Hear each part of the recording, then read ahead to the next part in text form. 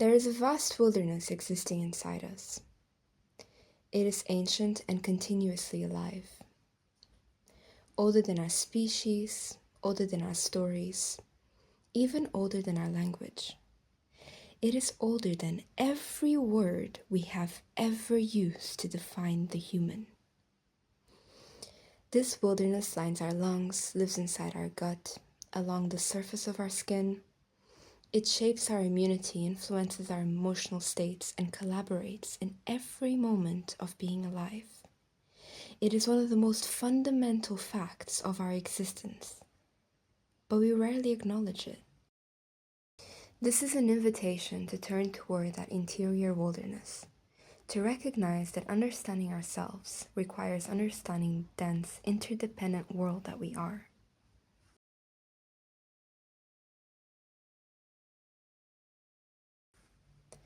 For centuries, Western science described the human body as a singular entity. Billions of human cells organized into a coherent, unified organism, a self-contained I. This vision supported a larger cultural narrative of the autonomous human, independent, exceptional, somehow above or outside of nature. But modern biology no longer supports this view. Scientific researchers performed comprehensive counts of the cells in the human body, and they discovered that only about 42% of those cells are human. 42%! The remaining 58% belong to a vast shifting consortium of living beings: bacteria, archaea, fungi, viruses, and other microbial agents that live in symbiotic cooperation with us. Please remember the word living beings. They are not static, they are alive and life-giving. These living beings form colonies in our eyelashes, line the surfaces of our respiratory tract, and inhabit the complex ecosystem of our gut, because it is an ecosystem where hundreds of microbial species interact in dense chemical conversation. Genetically, the imbalance is even more striking. While the human genome contains around 20,000 genes, the combined genetic material of our microbial counterparts contains millions. Many scientists now refer to this as a second genome. It is seen as an additional layer of biological information that interacts continuously with our own. These discoveries destabilize the idea of the human body as a singular organism. We are not individual beings. We are ecosystems, symbiotic, dynamic, and fundamentally relational. To understand health, identity, or even agency, we must account for the billions of others living within and alongside us. I'd like to read to you a passage from the book Braiding Sweetgrass by Kimmerer. Imagine walking through a richly inhabited world of birch people, bear people, rock people, beings we think of and therefore speak of as persons worthy of our respect, of inclusion in the peopled world. We Americans are reluctant to learn a foreign language of our own species, let alone another species. Imagine the access we would have to different perspectives, the things we might see through other eyes, the wisdom that surrounds us. We don't have to figure everything out by ourselves. There are intelligences other than our own, teachers all around us. Imagine how much less lonely the world would be.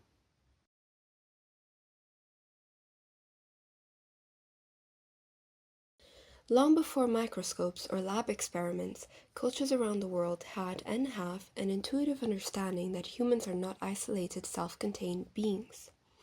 Stories, rituals, and creation myths often portrayed people as part of larger interconnected systems, composed of earth, breath, water, and the more than human.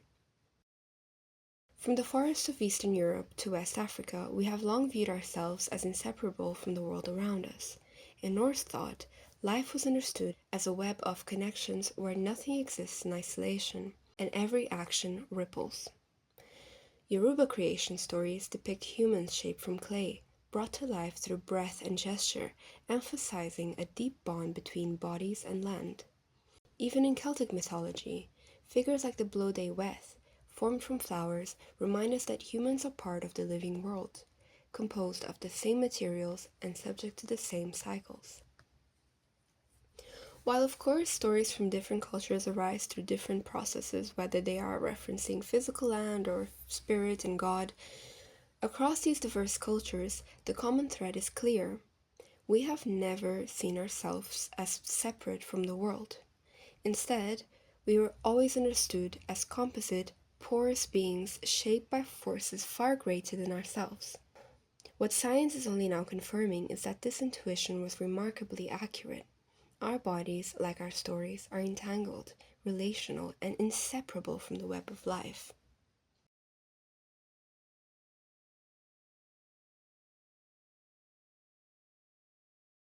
As biology dissolves the old idea of humans as self-contained individuals, thinkers today are asking new questions about who or what we really are. Philosopher Donna Haraway argues that the idea of human exceptionalism, which is the belief that humans are fundamentally separate from or above the rest of life, is no longer credible. It has no credit. Haraway offers 3 different ways of understanding our current era: the Anthropocene, the Capitalocene, and the Thulucene. The Anthropocene is the idea that humans have become a geological force, reshaping the climate, ocean, and land itself. Cities, highways, dams, and pollution mark our presence in layers of rock, ice, and soil. We literally leave a trace in the geological record. Capitalocene is a critique that argues it isn't humankind in general, but the global economic system. Capitalism, extraction, colonization, relentless growth that drives ecological collapse. In this story, inequality and profit, not biology, shape the planet's wounds. Now, the Thulucene. The Thulucene is Haraway's proposal for an era defined not by human domination, but by entanglement, collaboration, and multi-species co-creation. Here, humans are just one actor among countless others, and survival depends on noticing those connections. The Thulucene is playful and profound at once. Haraway draws inspiration from organisms whose lives are inseparable from networks. Spiders weaving intricate webs, octopuses exploring with 8 arms of perception, mycelial networks connecting forests, and tree roots exchanging chemical messages with fungi. These are organisms that live by making with. Making with is a concept she calls symbiosis, where nothing exists alone and agency is shared across species and systems. I'd like to read to you that passage again. Imagine walking through a richly inhabited world of birch people, bear people, rock people, beings we think of and therefore speak of as persons worthy of our respect, of inclusion in a peopled world. Imagine the access we would have to different perspectives, the things we might see through other eyes, the wisdom that surrounds us. We don't have to figure out everything by ourselves. There are intelligences other than our own, teachers all around us. Imagine how much less lonely the world would be. Consider a coral reef. 1 cubic meter of reef hosts thousands of species, from tiny algae and plankton to fish, corals, microbes, all cycling nutrients, exchanging energy, and maintaining the structure of life itself. Or the gut of a human infant. A newborn comes into this world almost sterile and within days becomes a bustling ecosystem of microbes, each shaping digestion, immunity, and even mood. Life thrives not in isolation but in collaboration, and I think it is so beautiful to remember that our bodies, our lives, are shaped and built on multi-species collaboration. There is just no denying that. There is no way to say that it isn't, when being factual, of course. And isn't that a wonderful fact? Haraway urges us to stay with the trouble, to resist the fantasy of a simple fix or technological escape. Instead, she calls for sustained attention, care, and collaborative action. Futures will not be written by lone geniuses or heroic inventions. They will emerge through relationships, the countless, often invisible connections that make life possible. In this framework, identity itself becomes relational. You are not a singular, self-contained being. You are an assemblage.